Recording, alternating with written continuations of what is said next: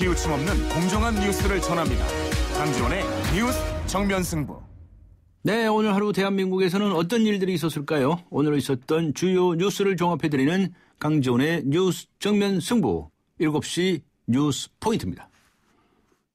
BMW 엑스드라이브가 알려드리는 교통정보 김유리입니다. 갑작스런 폭설로 도로 곳곳이 빙판길입니다. 교통안전에 당신에게 날씨는 두려움입니까? 즐거움입니까?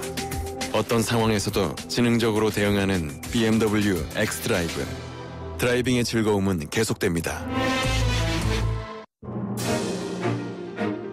오늘의 주요 뉴스를 꽉 채웠습니다.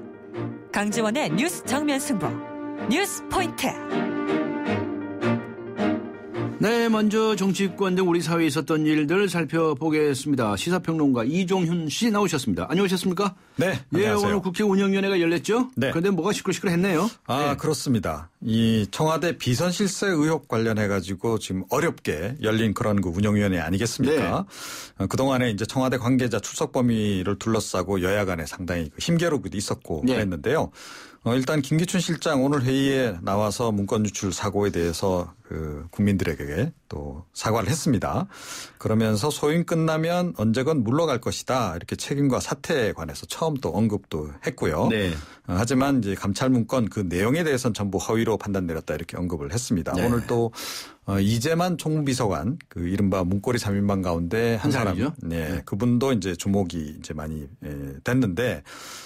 정윤회 씨 관련해서 뭐 전화 받고 자기가 전달한 건 맞지만 뭐 특별한 게 있었던 건 아니다. 이렇게 또 얘기를 했고 그 관련해서 사과할 뜻도 없다. 이렇게 얘기를 했습니다. 네. 그런데 청와대 민정수석 비서관이죠. 김영한 민정수석. 네.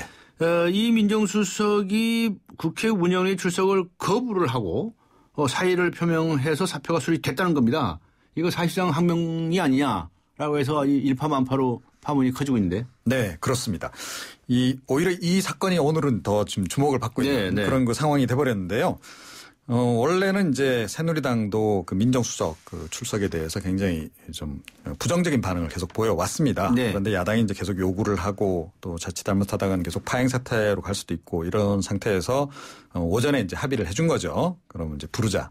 그렇게 해서 김기춘 실장이 이제 나와 달라라고 이제 했는데 그거를 이제 거부를 했다는 거고요. 네. 그에 따라서 이제 청와대가 그것에 대해서 책임도 묻고 그 이제 해임을 시키는 쪽으로 이렇게 결론을 내렸다. 이제 이렇게 청와대 설명이 나오긴 했는데요.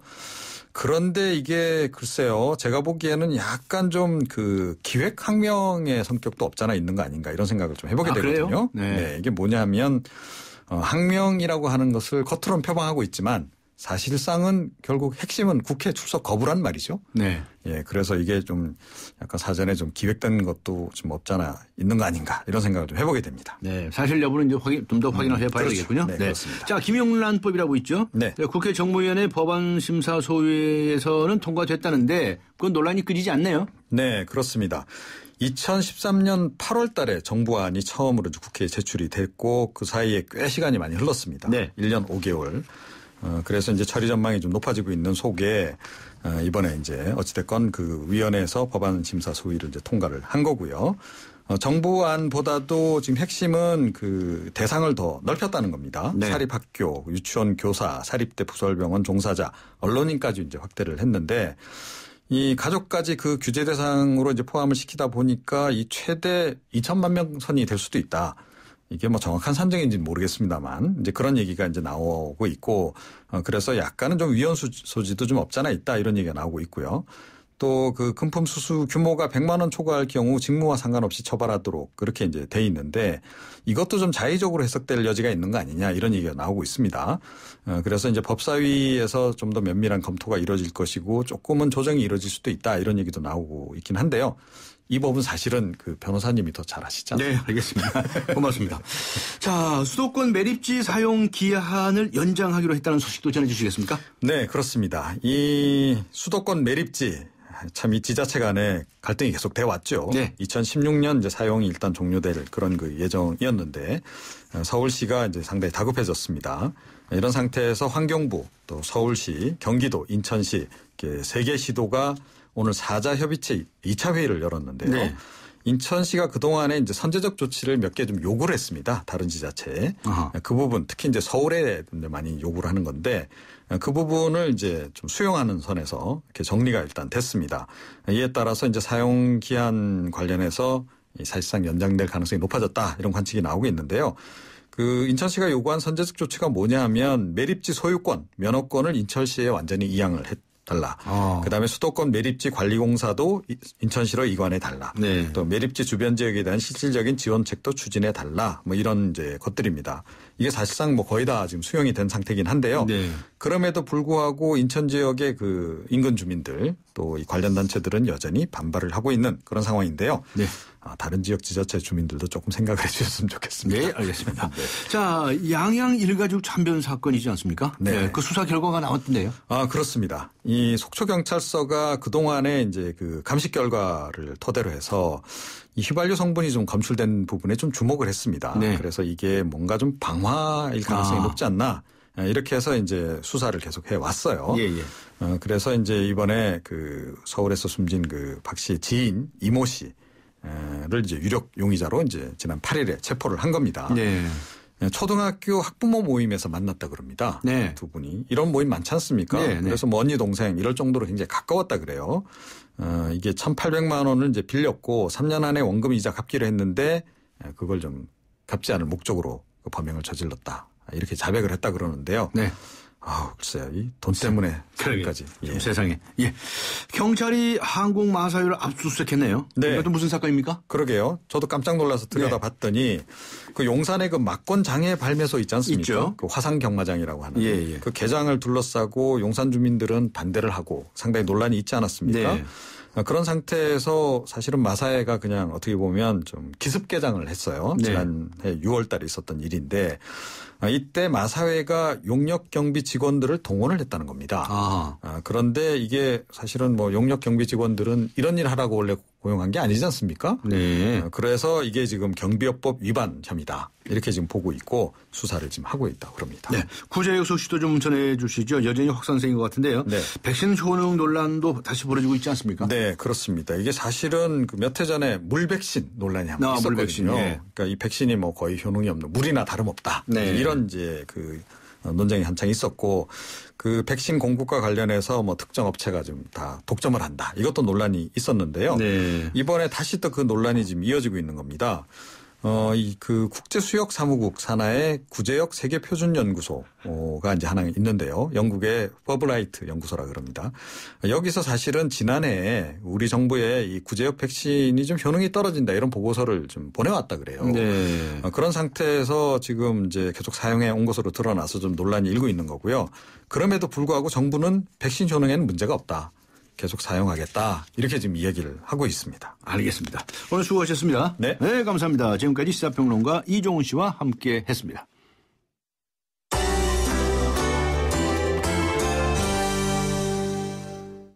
이번에는 경제 소식입니다. 경제 포인트 이데일리의 김보리 기자 연결합니다. 김보리 기자. 네, 안녕하세요. 네. 저 국제 유가 급락으로 말이죠. 기름값이 많이 내리지 않았습니까? 네. 그런데도 우리 뭐 소비자들은 좀 더 내렸으면 하겠죠. 정부가 이제 업체를 압박하고 나섰다고 하는 소식이 있는데요. 네, 유가는 6개월 만에 절반 가까이 떨어졌는데 휘발유 가격은 이를 따라가지 못하고 있습니다. 그러니 업체들은 유류세 때문이라며 세금 인하 카드를 들고 나왔는데요. 오늘 오전 에너지기술평가원에서는 이와 관련된 간담회가 있었습니다. 업체들은 정부가 유류세를 내리지 않는다면 휘발유 가격을 추가적으로 내리기는 어렵다는 입장을 분명히 밝혔습니다. 유류세는 정유사의 공급 가격에 붙는 교통에너지세, 교육세, 주행세, 부가가치세까지 각종 세금을 말합니다. 이를 다 합치면 745원 정도가 되는데요. 네. 휘발유 공급 가격이 얼마가 되든 상관없이 이만큼의 세금은 무조건 내야 하는 것입니다. 네. 사람 몸으로 치면 유류세는 일종의 기초 대사량 같은 거라고 볼 수 있는데요. 아무리 칼로리를 제한해도 무조건 기본적으로 필요한 가격인 셈입니다. 네. 유류세를 들고 업체들은 유류세 때문에 휘발유 가격을 더 이상 못 내리겠다고 하고 정부도 당장 세금이 아쉬운 입장이니 유류세 인하를 검토하고 있지 않다고 분명히 못 받고 있습니다. 그래서 업체와 정부의 논쟁은 상당 기간 이어질 것으로 보입니다. 그렇군요.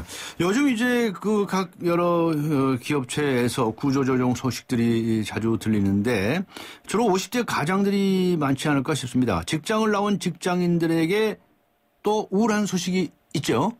네, 그렇습니다. 지난해 부도를 낸 자영업자를 분석해보니 50대 이상이 10명 중 8명에 달했습니다. 네. 압도적으로 높은 비율이었는데요. 지금 50대는 한국전쟁 이후에 태어난 베이비붐 세대들입니다. 대부분 55년에서 60년생이신데요. 이들 세대가 이제는 은퇴 연령에 진입한 것입니다.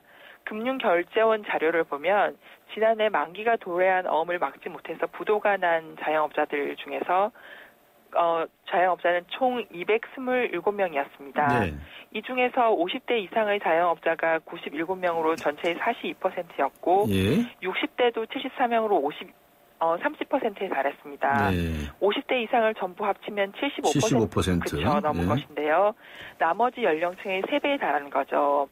이들은 충분한 준비가 없이 은퇴 후에 대출을 받아서 동네에서 흔히 볼 수 있는 치킨집이나 음식점, 제과점같이 안 그래도 경쟁이 치열한 업종에 진출을 했고요. 그러다 보니 벌이가 신통치 못해서 부도를 내거나 폐업하는 수순으로 이어졌습니다. 네. 어려운 경기에 구조조정 소식이 자꾸 나오는데 은퇴 후 노년까지 더 답답한 형국입니다. 네, 준비를 단단히 해야 되겠네요. 자, 어떤 조사 결과 하나 소개해 주시죠. 한국인이 생각하는 진짜 부자는 어떤 사람이 있습니까? 네, 빅데이터로 단어 연관 검색어를 조사한 재미있는 결과가 나왔습니다. 네. 한국인은 부자, 슈퍼리치하면 가장 먼저 떠오르는 사람이 빌 게이츠 마이크로소프트 창업자였습니다. 실제로 또 마이크로소프트는 세계 부호인데요. 네. 그의 재산이 우리 돈으로 90조에 육박합니다. 네. 거의 우리나라 예산이 360조 정도이니까 예산의 4분의 1이 그의 재산인 셈입니다. 두 번째 부자는 국내 인물이었는데요. 네. 이건희 삼성그룹 회장이 아니라 서경배 아모레퍼시픽 회장이었습니다. 서 회장의 연관 검색어로는 주식, 가치, 지분 등이 있었고 또 요즘 아모레퍼시픽에서 주력 사업으로 뽑는 중국도 들어가 있었습니다. 세 번째로는 개그 콘서트에서도 유명한 만수르 아랍에미리트 부총리였습니다. 네. 산유국의 왕자로 황금 수주라를 물고 태어난 그에 대해서는 네티즌들은 기본적으로는 반감을 가지고 있지만 현실 같지 않은 그의 씀씀이에 대해서는 오히려 흥미와 긍정적인 시각을 가지고 있는 것으로 나왔습니다. 네. 4위는 이건희 삼성그룹 회장이었는데요. 네. 그 연관 검색어로는 악화된 건강 때문인지 유독 입원이나 사망, 치료 등의 표현이 많았습니다. 아, 네. 그랬군요. 알겠습니다. 수고하셨습니다. 네, 지금까지 이데일리의 김보리 기자였습니다.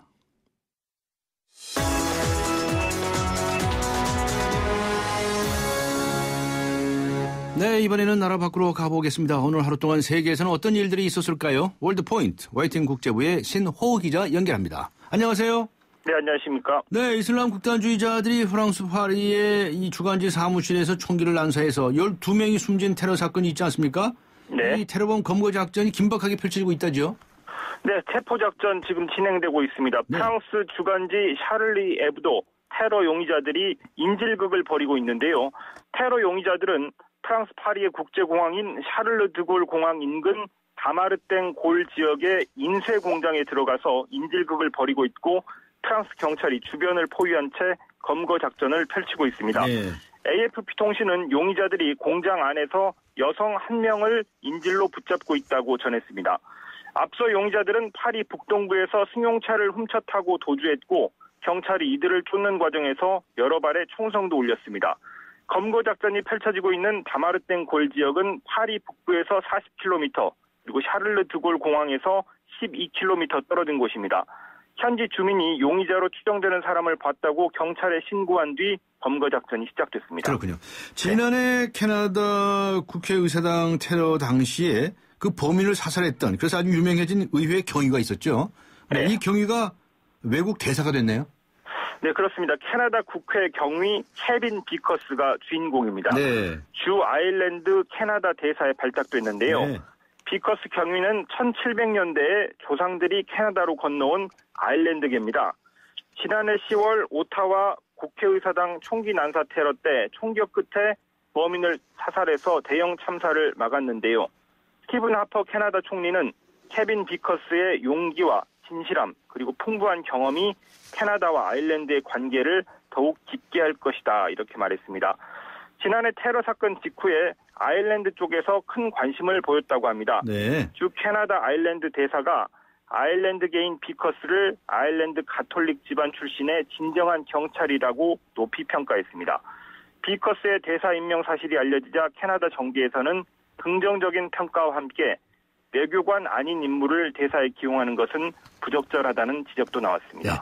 디즈니랜드라고 하면 미국을 방문한 우리 국민들이 많이 찾는 곳 아니겠습니까? 네. 디즈니랜드. 그런데 그곳에 갔다 온 사람들이 홍역에 걸렸다는 소식인데 무슨 소식입니까? 네, 로스앤젤레스 근처 애너하임에 있는 디즈니랜드 방문객들 얘기입니다. 네. 캘리포니아주 보건국은 이곳에 다녀온 사람 가운데 최소한 12명이 홍역에 걸린 것으로 확인됐다고 밝혔습니다.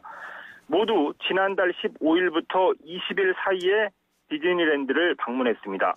생후 8개월에서 21살 성인까지 다양한 연령대의 방문자가 감염됐는데요. 네. 외국인 관광객들의 감염 여부는 아직 확인되지 않았고 왜 방문객들이 홍역에 걸렸는지도 파악되지 않고 있습니다.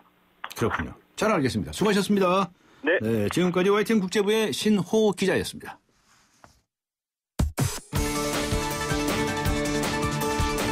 대한민국의 오늘 치우침 없는 공정한 뉴스 강지원의 뉴스 정면 승부가 여러분의 참여를 기다립니다. 짧은 문자 50원, 긴 문자 100원에 휴대전화 메시지 샵 0945와 YTN 라디오 어플리케이션 예스 게시판에 소중한 의견을 남겨주세요. 참여해주신 분들 중 추첨을 통해 정통 시사주간지 주간경향, 아시아 전문 월간지 매거진엔 구독권을 드립니다. 뉴스 정면 승부는 여러분의 참여로 완성됩니다. 대한민국의 오늘 강지원의 뉴스 정면 승부.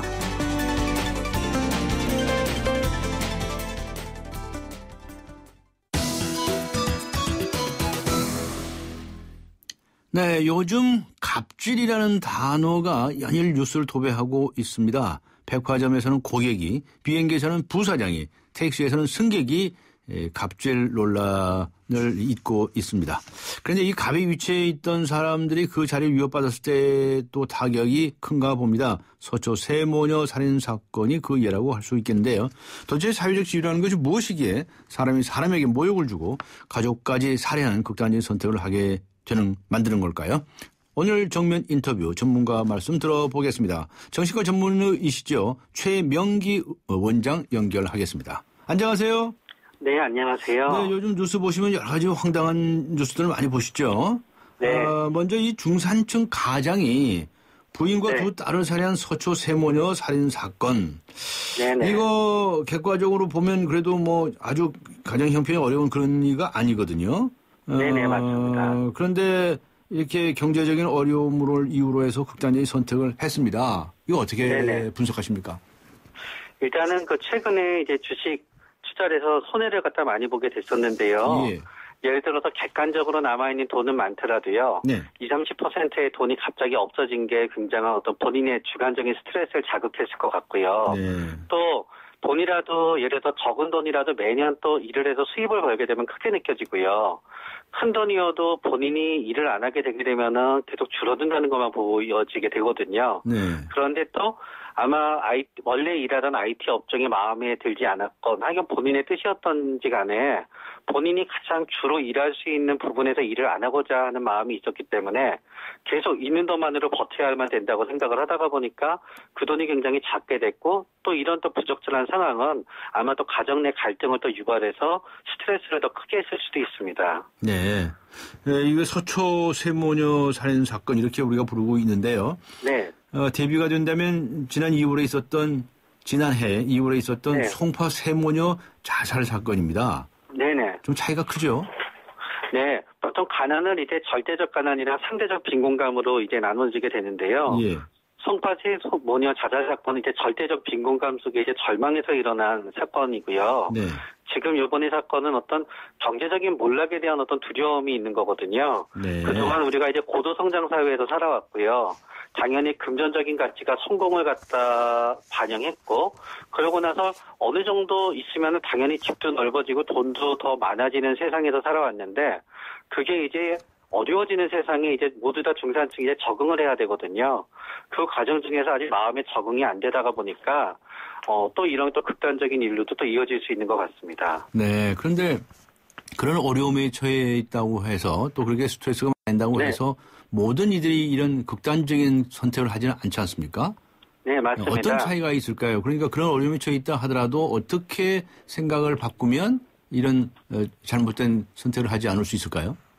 일단은 마음의 면역력이라고 생각할 수 있는데요. 마음의 면역력. 예. 네, 결국은 이런 불행이 닥치게 됐을 때 보통은 일단 가정이 굉장히 중요한데요. 네. 가정이 굉장히 불행해서 우리를 지켜줘야 되는 것도 맞지만 상당수의 가정을 보다가 보면은 불행할 때 가정이 맥없이 무너지는 경우도 많이 보게 됩니다. 네, 그렇기 때문에 평소에 얼마나 또 이렇게 가정 간의 어떤 정의라든가 그런 점이 살아있는지도 중요하고요. 네.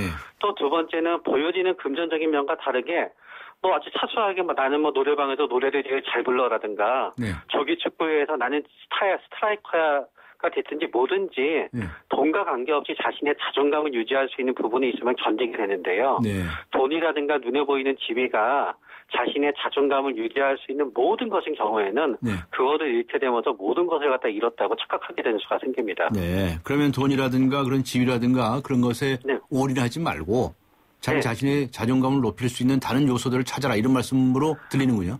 네, 맞습니다. 네. 네. 알겠습니다. 자, 그런데 말이죠. 백화점에서 주차요원을 상대로 해서 그냥 갑질을 했다. 이게 언론에 계속 나오지 않았습니까? 네네네. 근데 이 백화점에서는 고객이 저번에 뺨을 때리고 말이죠. 이런 일들이 네네. 생기고 네. 이런 건 어떻게 보십니까? 사실은 이제 의리 변하고 있는 거에 갑이 적응을 못하고 있는 점도 있습니다. 네. 옛날에 이제 어느 직장에 있게 되면은 종신 고용이 되고 또 그게 어떤 무조건 직장이 하나의 수단이자 목적이었을 때는요. 예. 일을 하면서 을들이 무슨 피해를 당하더라도 그냥 참았습니다. 그냥 있으니까. 네. 근데 지금은 을의 입장에서 비정규직 문제부터 시작해서 모든 문제가 을이 참는다고 해서 보장될 수 있는 점들이 없어요. 네. 그렇기 때문에 옛날처럼 갑질을 하시다 그러면 옛날 같으면 덮어질 수 있었던 일이 지금은 을이 넘어가지 않거든요. 네. 그렇기 때문에 그런 을이 변했다는 것을 갑이 인식해야 되는데 네. 갑들이 그거를 갖다 인식하지 못하고 그거를 이렇게 풀다가 보니까 더군다나 최근에는 SNS라든가 인터넷이라든가 그런 점이 더 발전하다가 보니까요. 네. 이제 갑질이 어려운 세상에서 갑질이 안 해야 되는데 과거의 어떤 관행에 기초해서 계속 갑질을 하고 있는 상황이 문제라고 생각됩니다. 네. 을들이 요새는 가만히 있지 않을 수 있다 이런 말씀이시죠? 네, 왜냐하면 을들이 너무너무 각박해졌습니다. 아, 네. 을들이 힘들어졌다. 그래서 네, 을이 각박해졌기, 네, 맞습니다. 네, 가만히 있지 않냐고 SNS를 통해서 폭로하거나 고발하거나 이런 사태가 생기는 수가 있다 이런 말씀이시군요. 네네. 아파트 경비원에 대해서 또 입주민들이 또 폭행하는 사건도 발생을 했습니다. 네. 이런 사건 어떻게 봐야 됩니까? 요새는 최근에 더구나 첨예한 이슈가 아파트 경비원들 같은 경우에도 수당의 현실화와 관계가 되어서 예.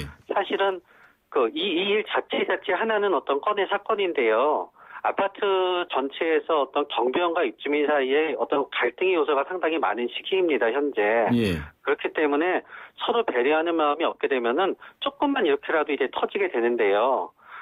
그렇기 때문에 요거는 입주민의 입장에서, 경비원과 자신은 어떤 직종으로 만나게 되는 거거든요. 네. 그런데 본인이 입주민이고 어떤 부가 많다 그래서 경비원이 자동으로 거기에까지 복종해줄 필요가 없는데, 네. 복종해줄 이유도 없고요. 네. 그런데 어떤 본인의 사회적 지위가 훨씬 높다고 생각하는 착각에서 비롯되기 때문에요. 네. 이거는 입주민이 결국은 서비스를 제공하는 분에 대해서는 나름대로 예의를 갖추는 게 중요합니다. 네. 이 경우는 이제 입주민이 소위 말하는 갑질을 한 경우죠. 그런데 네네네. 이 입주민도 다른 쪽의 측면에서 보면 자신이 을일 경우도 많이 있거든요. 맞습니다. 네. 그렇죠. 그 사람이 네네. 지위가 갑이 됐다고 을이 됐다고 왔다 갔다 하는군요. 네, 그렇게 됩니다. 예. 자, 그런데 많이 얘기 들으셨겠습니다만은 대한항공의 조 전 부사장, 땅콩 네. 부사장으로 불리는데요. 네. 이런 경우는 좀 다른 경우가 다릅니까? 제 생각에는 조 전 부사장 같은 경우에는 일단 그 상황이라는 요소도 많이 중요했었던 것 같아요. 예. 왜냐하게 되면 본인의 입장에서 그 IOC와 관계되어 있는 영전 때문에 굉장히 스트레스 받는 상황이었고요. 예.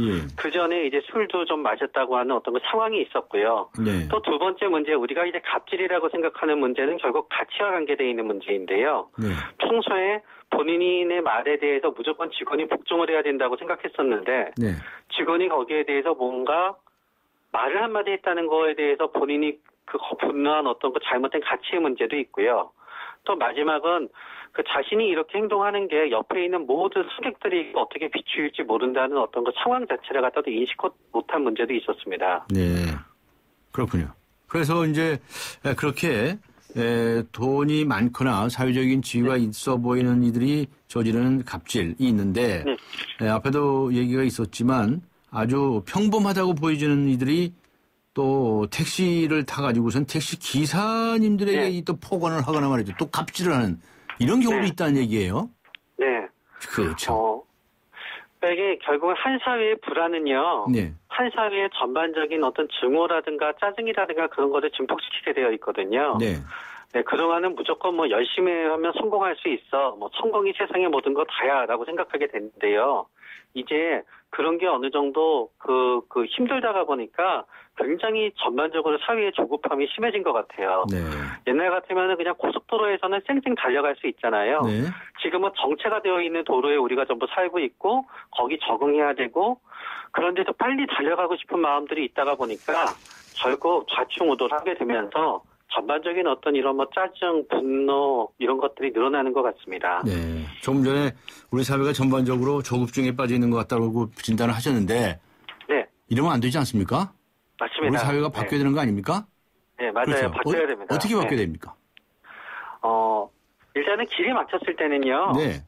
길이 막히게 되다가 보면은 결국은 차 안에서 아무리 크락션을 눌러대도 갈 수 없거든요. 맞습니다. 일단 길에서 나와서 하늘도 보고요. 네. 또 나와보게 되면 예쁜 꽃들도 있고요. 아하. 빨리 단지 가는 목적지가 아니라 그 과정에서도 즐거움을 찾을 수 있는 부분들이 있거든요. 네. 그렇기 때문에 목적지를 향해 있는 눈을 갖다 조금은 옆으로 돌리는 부분이 우리 사회에 진짜 절실하게 필요합니다. 네. 그동안에 우리가 짧은 기간에 산업화도 이루고요. 민주화도 이루는 이런 과정 속에서 너무 이 사람과 사람들의 관계가 각박해졌다. 라고 하는 지적도 있습니다. 네, 맞습니다. 네. 그래서 그냥 빨리빨리 증후군도 나타나고요. 네네. 근데 이런 어떻게 바꿔나가죠? 사실은 인간은 전부 적응하게 되어 있으니까요. 예. 우리 세대는 어렵지만 5년, 10년 우리 조금씩 나이 어린 세대에서는 또 여기에 대해서 또 적응하게 되고요. 네. 또 다른 가치를 가지게 되는데 문제는 또 그거를 다르다고 생각하지 않고 뭐 그렇다고 생각하기에 만약 하류지향이다 뭐 이런 식으로 또 낙인을 찍어서 보게 되게 되면은 또 그것도 세대 갈등의 요인이 될 수는 있겠지만 결국은 변화된 사회에 또 우리 대한민국 국민들은 현명하신 분들이기 때문에 전부 다 더 적응해낼 거라고 또 생각합니다. 저는. 네.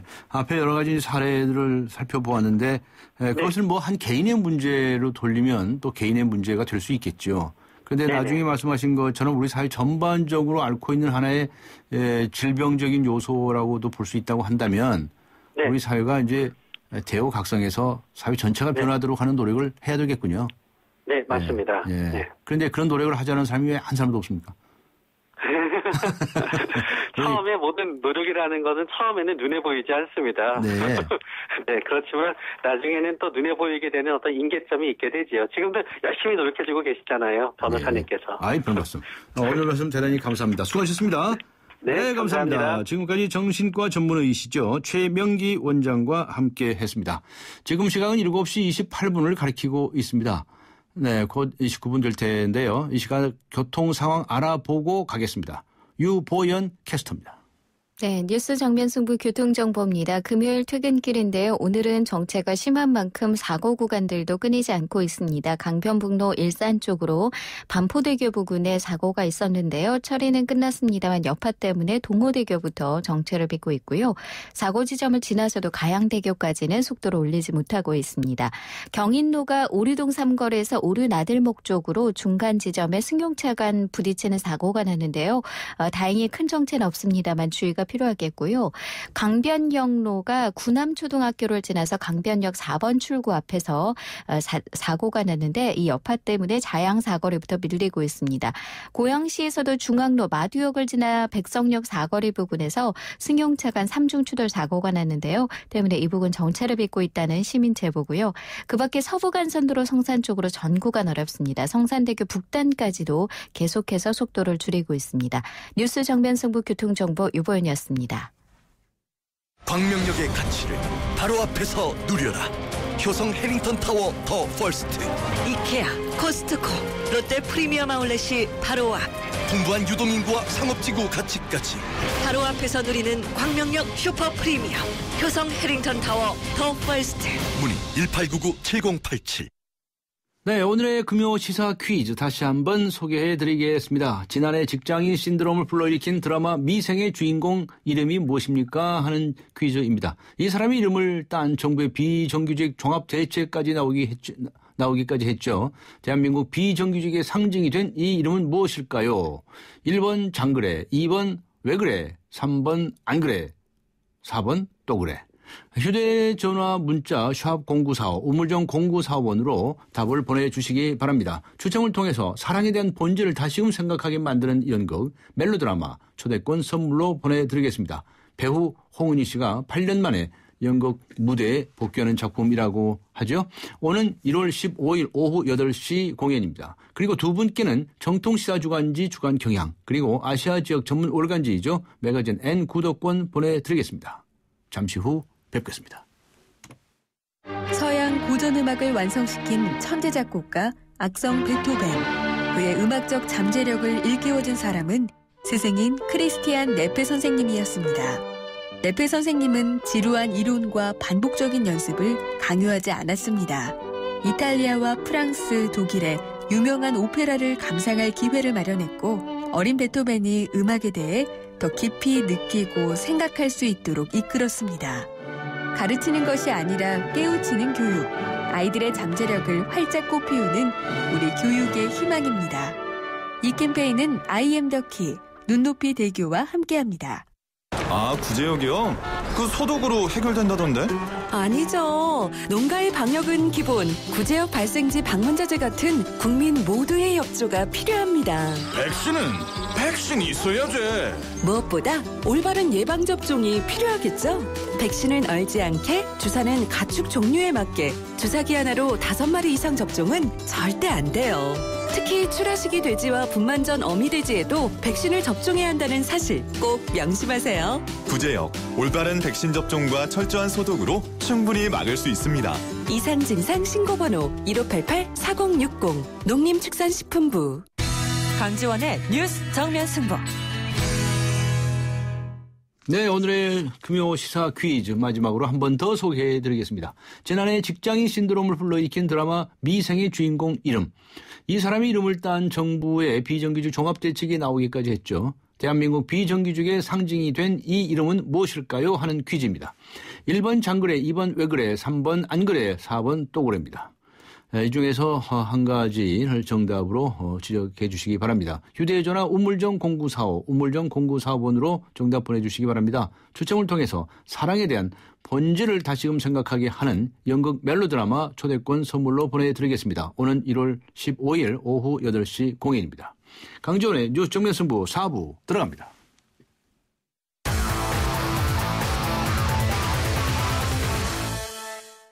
네, 오늘 하루 스포츠계에서는 어떤 일들이 있었을까요? 스포츠 소식 알아보고 가겠습니다. 중앙일보의 박린 기자 연결합니다. 안녕하세요.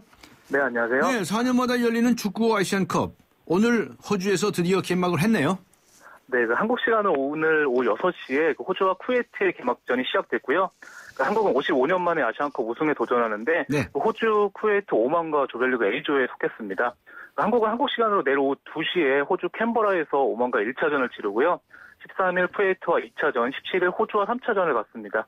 이번 대회는 16개국이 4계절로 나뉘어서 조별리그를 치른 뒤에 각주 2위까지 8강에 올라서 토너먼트로 우승을 가리는데요. 그 손흥민의 한국, 혼다의 일본, 팀 K1의 호주, 네쿠남의 이란이 우승 후보 빅4로 꼽히고 있습니다. 슈틸리케 한국 감독은 55년 동안 우승을 못했지만 이제는 도전해야 할 때라고 출사표를 밝혔습니다. 네, 우리나라가 처음으로 맞붙어야 할 팀이 오만 팀이죠. 오만 팀은 어떤 팀입니까? 설마 오만한 팀은 아니겠죠? 네, 그 오만은 국제축구연맹 랭킹 93위로 69위인 한국보다 낮고요. 예. 한국과 상대적도 또 그 1승 3패로 열세고 최근 평가전에서 중국에게 1대 4로 졌는데요. 네. 객관식 전력에서는 한국의 완승이 예상되지만 그 방심은 금물입니다. 오만은 지난해 걸프컵에서 쿠웨이트를 5대 0으로 대파했고요. 골키퍼 그 알합시는 2003년부터 잉글랜드 볼튼을 거쳐서 현재 위건에서 뛰고 있고요. 감독인 폴 르갱은 그 프랑스 명문 올림픽 리옹의 그 3연패를 이끈 명장입니다. 네. 그 오만 감독은 우리는 팀 수를 채우려고 나온 게 아니고 한국과 호주를 놀라게 할 것이라고 출사표를 밝혔는데요. 사실 한국이 2003년에 그 아시안컵 예선에서 오만에 1대 3으로 진 적이 있고 당시 오만 쇼크라고 불리면서 그 패배 여파로 쿠엘로 대표팀 감독이 경질되기도 했는데요. 그래서 이청용은 오만은 생각보다 단단한 팀이라고 그 경계심을 늦추지 않고 있습니다. 네, 그렇군요. 오만전에서 정말 우리가 오만하면 안 되겠네요. 네, 맞습니다. 우리나라 대표팀 예상 선발 명단은 어떻습니까? 네, 그 호주 현지에 그 이용표 해설위원이 가 있는데요. 예. 지난 4일 사우디와 평가전 베스트 11과 가까울 것으로 예측했습니다. 잉글랜드 소속팀 일정으로 뒤늦게 합류한 기성용과 이청용이 가세하고요. 오른쪽 수비수 차두리와 김창수, 골키퍼 김승규와 김진현이 그 마지막까지 선발 자리를 두고 다툴 것으로 예상했는데요. 그 4-2-3-1 포메이션을 기준으로 최전방 공격수 이근호, 이선 공격수 손흥민, 남태희, 이청용, 수비형 미드필더 기성용, 한국영, 수비수 박주호, 장현수, 김주영, 김창수, 골키퍼 김진현이 선발로 출격할 가능성이 높습니다. 역대 아시안컵에서는 최순호와 황선홍, 이동국도 그 스타 플레이어들이 대회 1호 골을 넣었는데요. 네. 그 손흥민이 유력한 첫 골 후보자인데 한국의 첫 축포를 쏠지 기대됩니다. 기대를 해봐야 되겠네요. 지난 시즌에 프로야구에서 가장 다사다난했던 팀이라고 하면 역시 롯데라고 해야 되지 않겠습니까? 네, 맞습니다. 롯데가 코치진을 구성을 완료했다고요? 네, 그 말씀하신 대로 롯데는 지난해 그 CCTV 사찰 논란, 그 감독 교체 등 다사다난했고요. 그 장원주까지 두산으로 이적하면서 전력 누수까지 있었는데요. 롯데는 올 시즌 이정훈 감독이 지휘봉을 잡고 그 황고 탈퇴를 꿈꾸고 있는데 오늘 시무식을 갖고 21명의 코치진도 확정했습니다. 1군 수석 코치의 김민호, 투수 코치의 염종석이 선임됐고요. 네. 연습생 신화를 쓴 장정훈 전 하나 코치가 이정훈 감독 요청을 받아들여서 롯데 타격 코치로 새로운 도전에 나서게 됐습니다. 그렇군요. 미국 보스턴이 2024년 올림픽 후보 도시로 선정이 됐다는 소식도 들어와 있죠. 네, 그 2024년 하계올림픽 유치를 노리는 미국이 그 후보 도시로 보스턴을 선택했다고 그 AP통신이 보도했는데요. 네. 그 보스턴은 로스앤젤레스, 샌프란시스코, 워싱턴과 그 1년 이상 경쟁을 벌인 끝에 후보 도시로 선택됐습니다. 보스턴, 이탈리아, 로마 그리고 아직 후보 도시를 정하지 않은 독일, 프랑스, 헝가리와 올림픽 최종 개최지 선정을 두고 겨루는데요. 국제올림픽위원회 IOC는 2017년에 2024년 올림픽 유치 도시를 결정합니다. 네, 고맙습니다. 수고하셨습니다. 네, 감사합니다. 지금까지 중앙일보의 박린 기자였습니다.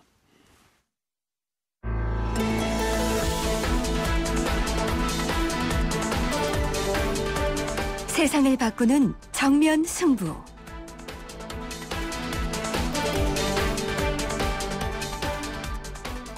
세상을 바꾸는 정면 승부. 건강 프로젝트 자연으로 돌아가기.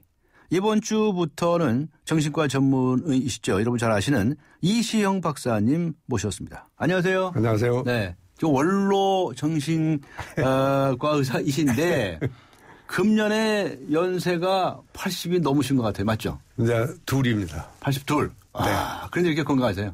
건강합니까? 네. 근데 뭐 특별히 이렇게 건강하신 비결이 있으세요? 그래요. 이 무리하지 않고 그저 내 생활 이 페이스에 맞춰서 사는 그게 아마 제일 그러니까 뭐 정말 자연스러운 생활이죠. 물 흐르듯이 그냥. 물 흐르듯이. 물 흐르듯이. 그냥 뭐 운동하라 의사들은 그러지만 뭐 비 오고 뭐 싫은 날은 안 하고 뭐 먹지 마라 그래도 먹으면 먹고. 네. 그래 좀 해야 되고 또 저는 그래서 이제 산에 요즘 그 자주 가게 되는데. 네. 이제는 정말 이 자연의학이라는 게 세계적인 이 추세가 그렇습니다. 그 방향으로 가는 겁니다. 네. 이 선진국 왜냐면은 우리가 이제는 이 치병의 시대에서 이제는 예방의 시대로 치병의 시기에서 병이 나서 치료하는 그런 시대에서 예방을 하는 사전에 병이 걸리지 않도록 예방을 하는. 그렇습니다. 예. 그런 시대니까 그렇게 하려면은 제일 중요한 것은 이제 두 가지입니다. 네. 우리 몸에 이 방어 체력을 튼튼하게 해야 됩니다. 네. 가령 온 집안에 독감에 다 걸려도 한 사람 안 걸리는 사람이 있습니다. 있죠. 그 사람은 면역력이 튼튼해서 그런 거예요. 네. 그 다음에 또 걸려도 뭐 약 안 먹고 병원에 안 가도 하루 끙끙거리다가 들고 일어나는 사람도 있잖아요. 네. 예. 그게 이제 자연 치유력입니다. 그러니까 우리가 방어 체력이라 그러면 우리를 질병으로부터 스트레스로부터 방어해주는 힘이 있습니다. 우리 몸 안에? 우리 몸 안에 우리 엄마 뱃속에서 갖고 태어나는 거예요. 네. 그런데 이 불행히도 이 방어 체력만 튼튼하면은 병도 안 걸리고 걸려도 절로 나는다는데 세상에 그렇게 좋은 게 어디 있겠어요. 그렇죠. 그런데 불행히도 이게 이제 시간이 자꾸 지나면 한 40이 넘으면 방어 체력이 약해지기 시작합니다. 그 왜 약해지느냐. 이 생활 환경이 우리가 도심의 생활 환경이 참 고약하잖아요. 예.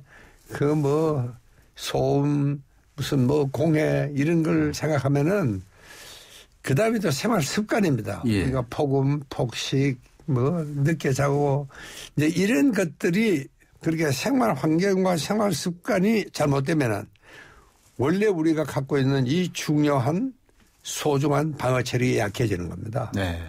그리고 이제 40이 되면 이제 흰머리도 생기고 주름도 생기고 그 이제 방어 체력이 약해진다는 증거거든요. 그리고 또 특히 우리 한국의 40대 특히 남성들은 세계에서 스트레스가 제일 많습니다. 네. 못이잖아요. 샌드위치처럼 막 아래 위로 눌려가지고.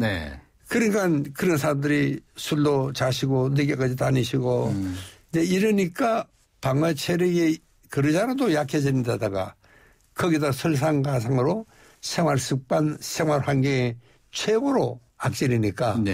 그래서 이 한국의 40대 남성이 세계에서 사망률이 제일 높습니다. 불쌍해요. 그렇습니다. 그래서 내가 자연으로 돌아가자 하는 것은 뭐 옛날에 어느 유명한 양반이면 뭐 그런 뜻은 아니고 그렇게 우리 생활을 좀 자연스럽게 살자. 예를 들면 이렇습니다. 자연이야기라는 게 뭐 전문가 어려운 겁니다. 가령 이 물도 그래요. 우리가 요즘 이 물이 전부 냉장고에 있는 물밖에 없습니다. 요새 뭐 그렇죠. 상온에 있는 물이 없습니다. 뭐 고속도로 휴게소가 살아 그래도 그러면 우리가 저 까마득한 옛날에 우리가 6도시에 냉장고에 있는 물은 6도입니다. 그거를 내가 마시면 그 넘어갈 때 그때 시원하지. 실제로 우리 위장에서는 전쟁이 일어나는 겁니다. 너무 차서. 위장은 한 번도 그런 경험이 없거든요. 옛날에 우리가 그랬잖아요. 아프리카에서 우리가 300만 년을 살았는데 그때 무슨 어림이 어디 있어요. 냉장고가 어디 있었겠어요. 냉장고도 있고. 그러니까 자연 이야기라는 건 뭐냐. 좀 자연스럽게. 저는 그래서 항상 이 상온에 있는 물을 마십니다. 상온에. 그게 제일 그게 자연 이야기입니다. 쉽게 말하면은. 그러니까 이게 내가 찬 거를 먹으면은 그때부터 위장은 전쟁이 일어납니다. 복통이 일어나기도 너무 하고. 찬 게 들어오니까. 복통도 일어나고 위경련이 일어나기도 하고 또 설사가 나기도 하고 배가 아프기도 하고 또 실제로 우리가 아이스크림 같은 거 어떻게 덩어리져 누우면 뭐 정신이 띵하게 그런 경험도 있지 않습니까? 그래 그거는 먹지 마라 이 소리입니다. 그러게 자연 이야기라는 것은 뭐 그렇게 어려운 게 아니고 그냥 순서대로 요즘도 계절도 그렇습니다. 너무 우리가 이 여름은 요즘 겨울처럼 지내고 있습니다. 여기도 뭐 굉장히 더운데 또 겨울은 여름처럼. 그렇게 이게 계절의 순리대로 살지 않는 겁니다 우리가. 계절의 순리대로. 그게 여름에는 좀 덥고 겨울엔 좀 춥고 이렇게 지내야지 우리 방어 체력이 튼튼해지는 겁니다. 예를 들면 이제 그런 것들이 우리가 전부 말해서 자연 의학이다. 그래서 이제 우리가 이 자연 속에 들어가 있으면 그전에는 정말 이 애토피 알러지 환자들은 산에 오면은 바로 그날 저녁에 끄덕끄덕해지고 달라집니다. 네. 가렵지 않다고 그래요. 네. 거짓말처럼. 네. 또 그러냐면은 이제 요즘은 이제 최근에는 이 숲에 대한 자연 치유력 여기에 대한 연구가 굉장히 많이 나와 있습니다. 또 특히 이제 이 산림과학청에서도 굉장히 그 아주 정말 연구를 열심히 해가지고 요즘은 숲에 그냥 가만히 있는 것만으로 이 항암세포가 올라간다. 이런 보고도 나와 있습니다. 항암세포가? 예. 피톤치드 예. 그러니까 실제로 얼마 전에 SBS에서 이 숲에서 암을 치료한 이겨낸 사람들이라는 책을 썼어요. 제가 그 감소를 했는데. 그리고 거기 보면은 병원에서는 너 이제 앞으로 6개월 뭐 집에서 맛있는 거는 먹고 정리하라. 그 양반이 진짜 참 모든 걸 체념하라고 사단에 간 겁니다. 근데 왜 걸려? 10년, 20년 까딱없이 살고 있는 겁니다. 그게 자연의학입니다. 그러니까 자연의학이라는 것은 자연스럽게 물 흐르듯이 그렇게 살자. 이게 자연의학입니다. 그렇군요. 예. 그렇게 하면 앞에 말씀하신 것처럼 우리 몸 안에 있는 자연 치유력이 그렇습니다. 발휘를 하게 된다. 그렇습니다. 방어 체력이 튼튼해진다. 면역력이 튼튼해진다. 그렇습니다. 이런 말씀이시군요. 그렇습니다. 그러니까 의술이라는 것은 다른 게 아닙니다. 방어 체력을 튼튼하게 하는 기술을 의술이라고 합니다. 예. 몰라. 내가 그런 이야기하면 사람들 너무 간단해가지고 그 복잡한 이야기 그렇게 하는 게 간단하냐. 실제로 그렇습니다. 실제로 그렇습니다. 그러니까 내가 방어 체력만 튼튼하게 해놓으면은 교통사고만 안 나면은 죽을 일도 없습니다. 예. 이제 그만큼 이 방어 체력이라는 것은 우리가 원래 엄마 뱃속에서 태어날 때 갖고 태어나는 건데 불행히도 우리가 이 생활 환경 습관이 하도 고약해서 이 자꾸 이제 떨어져 가는 겁니다. 우리가 이래요. 이 과학이라는 것은요. 이 과학 문명은 양날의 칼입니다. 예. 예를 들면은 우리가 지금 자동차가 생활화하면서 제일 약해진 게 다리가 너무 약해졌습니다. 사실 문명이 이기에서 굉장히 편리하긴 한데 그렇습니다. 다른 한편으로는 다리가 약해지고 지금 스마트폰 나온 지가 얼마 됐습니까? 그렇죠. 예. 전화번호 3개 알고 있는 사람은 그렇게 많지 않습니다. 저도 하나도 모릅니다. 그만큼 어떤 의미에서는 과학 문명이 발달하면 할수록 인간의 자연체로서의 인간은 자꾸 퇴화하는 겁니다. 이제 이런 것들을 우리가 조금 더 좀 자연스럽게 살자. 우리가 지난 그 70년 전으로 해서 전부 농촌에서 도시로 산업화와 함께 다 모두 몰려 나왔지 않습니까? 이제 그러면서 우리 인간이 자연을 떠나면서 정말 불행해지고 건강에 문제가 생기기 시작하는 겁니다. 그래서 제가 다시 자연으로 돌아가자 하는 캠페인을 벌리는 이유는 거기에 있습니다. 그 이시영 박사님께서는 서양의학을 공부하신 분이잖아요. 정신의학을 공부하신 분이신데 서양의학을 공부하신 분께서 이런 말씀을 하시니까 더 생소하고 정말 더 이 충격적으로 받아들여질 수도 있습니다. 그렇습니다. 그래서 방금 말씀하신 것처럼 서양의학은 과학적인 사고를 많이 하긴 해왔는데 그러니까 감기 걸리면 감기약 주고 그러지 않습니까? 그거 잘하는 겁니까? 그래서 가령 예를 들면 저는 이제 자연 수면 클리닉이라는 걸 이제 운영을 하고 있습니다. 예를 들면 그러니까 병원에 오면은 잠 안 온다. 뭐 수면제 처방하면 뭐 제일 간단하죠. 예? 그럼 잠 잘 자니까. 그러나 그게 어떻게 됩니까? 오래되면 이게 이제 습관.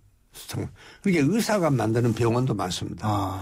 그러니까 현대의학이라는 것이 정말 우리 인류의 복지 건강을 위해서 엄청난 공헌을 했지만 또 그러냐면은 그게 또 전부는 아닙니다. 거기에는 제한이 있습니다. 가령 수면제 잠 안 온다고 수면제 주는 건 간단하죠. 근데 간단하죠.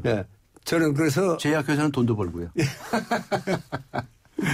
그래서 이 수면제를 먹지 말고 좀 자연스럽게 잠을 좀 자게 할 수 있는 방법은 없을까? 이제 그 프로그램을 제가 이제 만든 겁니다. 그래서 우리 마을에 오시는 분들은 제가 첫날은 수면제를 반을 끊고 다음 날은 다 끊어라. 그래서 물론 이제 수면제가 습관성이 거의 되어 있는 사람들은 뭐 그렇게 간단히 치료가 되지는 않습니다. 시간이 걸리겠죠. 그러나 어쩌다 잠이 안 와서 수면제를 먹는다 하는 분들은 거의 그런 방법으로 자연스러운 방법으로 이게 정말 치유가 되는 겁니다. 오늘 참 어려운 걸음을 하셔서 이렇게 연세에도 불구하시고 이렇게 나와주셔서 감사의 말씀을 다시 한번 드리면서요. 앞에 말씀하신 것처럼 우리가 이 생활 환경이 바뀌었고 생활 습관이 바뀌었다. 그래서 이제 자연으로 돌아가자. 이걸 강조하시지 않으셨습니까? 오늘 이제 남은 시간에 좀 팁으로 말씀이죠. 그래서 뭐뭐를 좀 바꾸자. 이런 얘기를 몇 가지만이라도 좀 말씀을 해 주세요. 앞에 좀 말씀하시기를 물. 냉장고에서 바로 꺼내서 먹는 것보다 먹지 말자. 상온, 상온에 있는 그런 물들을 마셔라 이런 말씀도 하셨고 숲을 좀 가까이 하라 이런 말씀도 하셨고 또 하실 얘기가 많으실 것 같아요. 어떤 말씀 몇 가지 해 주시겠습니까? 그래요. 우리가 이 습관이라는 게 크게는 뭐 4가지가 있습니다. 이제 식사 습관, 운동 습관, 리듬 습관, 마음 습관. 그러니까 이제 식사도 요즘 보면은 뭐 제일 이제 문제가 우리가 뭐 과식 폭식하는 게 문제 아닙니까? 이게 소식 다동. 이게 건강의 첫째 철학입니다. 우리 조상이 옛날에 아프리카에 살 때 거기 뭐 먹을 게 뭐가 뭐 많겠습니까? 거기는 차도 없잖아요. 그러니까 이제 뭘 한 끼 먹으려고 그러면은 죽을 하고 걸어 다녀야 되는 겁니다. 그리고 적게 먹고. 그래서 의사들마다 하는 말이 다 다릅니다. 어떤 의사들은 이걸 먹어라 저걸 먹어라 그러지만. 먹으라는 것도 많아요. 먹지 말라는 것도 많고. 그러나 소식 다동에 대해서 깡족거리는 의사는 없습니다. 왜? 우리 인간이 그렇게 살았거든요. 그래도 뭔가 많이 먹으면 좀 튼튼해지는 것 같고 힘이 나는 것 같다고 생각할 수가 있거든요. 그렇다고 굶어 죽는 상태가 좀 아니죠. 적당히 먹되 단 우리가 너무 그렇게 막 포식을 하거나 과식을 하지 말자. 그런 거고요. 그 다음에는 이제 우리가 소식 다동. 그러니까 운동도 그렇습니다. 우리가 실제로 운동을 하러 갈 시간이 정말 없거든요. 그러니까 평소 생활을 운동화 하는 겁니다. 평소 생활을. 어떤 게 있겠습니까? 그러니까 가령 이제 뭐 걸어가는 겁니다. 걸어다. 제일 좋은 운동은 걷는 겁니다. 왜 우리 인류가 저 아프리카에 살 때는 이 정말 걷지 않으면은 사람이 굶어 죽게 되어 있습니다. 수렵을 하든 채집을 하든 걸어 다녀야 되잖아요. 가만히 있어가지고서는 뭐 먹을 수 그렇습니다. 그러니까 이게 걷는다는 건 이게 인간의 가장 본능적인 겁니다. 그래서 요즘은요 어떤 운동보다도 걷는 게 제일 좋은 운동이다. 그 이제 모든 의사들이 이제는 동의하는 겁니다. 그렇게 천천히 하는 운동이라 해야 됩니다. 요즘 뭐 요가다 뭐 이거 좀 천천히 하는 거 아닙니까? 그러니까 이제 천천히 하는 게 오히려 자연스러운 겁니다. 막 달리고 이거는 정말 어쩌다 그런 일이 있지 보통 그렇지는 않잖아요. 우리가. 지나치게 과격하거나 하는 운동보다 천천히 걷는. 그리고 항상 계단을 가령 저한테도 가끔 건강 비결을 묻는데 저는 10층까지는 걸어 다닙니다. 오래되셨어요 아주. 저한테 그 말씀하신 것도 얼마 전 몇 년 한참 되셨는데. 그러니까 이제 그 평소 생활을 운동화하는 겁니다. 10층만 보면 걸어가려고 하시죠. 그렇죠. 그렇게 정말 계단을 보고는 계단아 반갑다. 하는 말이 정말 절로 나오도록. 그리고 그런 것만 하더라도 정말 참 우리가 그다음에는 이제 우리가 이 마음 습관이 우리가 참 너무 급하고 막 그러잖아요. 그러니까 이 스트레스 해소를 자기 나름으로 할 수 있는 방법을 뭐 사람마다 다 다릅니다. 어떤 사람은 뭐 스트레스 쌓이면 술 마시면 풀리는 사람도 있고 또 어떤 사람은 운동을 해야 풀리는 사람도 있고 음악도 있고 그러니까 자기가 생각해서 참 좋은 방법을 우리가 이제 연구를 해야 되고요. 그 다음에 이제 중요한 것은 이제 생활 리듬입니다. 저는 뭐 건강에 제일 정말 비결이 뭐냐 일찍 일어나는 겁니다. 일찍 일어나는 거예요? 일찍 일어나는 겁니다. 그래서 선생님께서는 원래 일찍 일어나시는 분이신데 저는 뭐 새벽에 뭐 중요한 일 다 하신다는 분이신데요. 근데 그 아침형 인간이 따로 있지 않습니까? 이제 그거는 훈련에 대해서 훈련을 하면 그건 가능합니다. 가능하다. 가능하고 아침에 일어나면 어쩐 점이 좋습니까? 아침에 일어나면은요 한 5시쯤 일어나면은 이제 5시 되면은 우리 몸에 모든 활동성 호르몬이 활동을 하기 시작합니다. 그때는 일어나라는 소리입니다. 그때 자고 있으면 안 돼요. 옛날에 우리는 농촌에서는 깡 까먹어 누울 때야. 그날 농사 일 준비 다 하잖아요. 농부들. 아침에 해가 뜨면 또 당연히 일터로 나가야 되죠. 그렇습니다. 그리고 이제 이 아침 해가 뜨면서 30분만 걸으면은 여자들은 뭐 골다공증 걱정할 것도 없습니다. 아침에 그 햇볕을 보고 걸어요? 그렇습니다. 네. 아침 태양을 받으며 30분만 걸어라. 멋있네. 이거는 뭐 만병통치입니다. 선생님 그렇게 하십니까? 저는 뭐 대기 합니다. 아침마다? 예. 예. 오늘 저는 일찍 나오니까 일단. 그러니까요. 예. 그래서 정말 아침에 일찍 일어나서 그렇게 일찍 일어난다는 것은요. 정말 뭐 모든 건강면에서 그 이상 더 좋은 건 없습니다. 네. 예. 그래서 저는 항상 이야기하죠. 30분 일찍 일어나라. 30분 일찍 일어나라. 평소 생활 습관보다. 네. 그리고 이제 조금씩 있으면 이제 또 한 시간 좀 일찍 일어나게 되고. 네. 예. 알겠습니다. 다음 시간에 좀 이어서 말씀을 해 주셔야 되겠습니다. 오늘 뭐 4가지 크게 말씀을 해 주셨는데 좀 더 자세한 말씀은 다음 주 이 시간에 듣도록 하겠습니다. 오늘 나오셔서 고맙습니다. 네, 감사합니다. 지금까지 여러분 잘 아시죠? 정신과 전문의 의신 이시형 박사님과 함께 했습니다. 쉐보레 고객님, 2015년 새해 복 많이 받으시고 2015년 한 해 자동차 보험료도 꼭 받아가세요. 지금 쉐보레를 구입하시면 최대 200만 원까지 1년치 보험료를 지원해드립니다. 일부 차종 제외, 전시장 및 홈페이지 참조 1월 31일까지. Chevrolet, find new roads. 네, 오늘의 금요 시사 퀴즈 정답을 발표할 시간입니다. 정답은 1번 장거래였습니다. 많은 분들께서 비정규직의 현실에 대해서 문자도 보내주셨습니다. 7749번님. 이번에 나온 비정규직 연장 법안은 2년 단거래를 4년 장거래로 만들어졌다지요 라고 적어주셨고요. 0509번님께서는 남의 일 같지 않아 눈물이 납니다. 비정규직의 마음을 헤아릴 수 있는 법안을 만들어 주시기 바랍니다 라는 의견을 보내주셨습니다. 공연 선물을 받으실 분들은요, 제작진에서 개별적으로 연락을 드리겠고요. 휴대전화 끝자리 2555번님께 주간 경향, 그리고 6778번님께 매거진 N 구독권 보내드리겠습니다. 지금까지 프로듀서 신아람, 기술감독 남윤면, 허승현, 작가 임현, 김민경, 그리고 진행의 강지원이었습니다.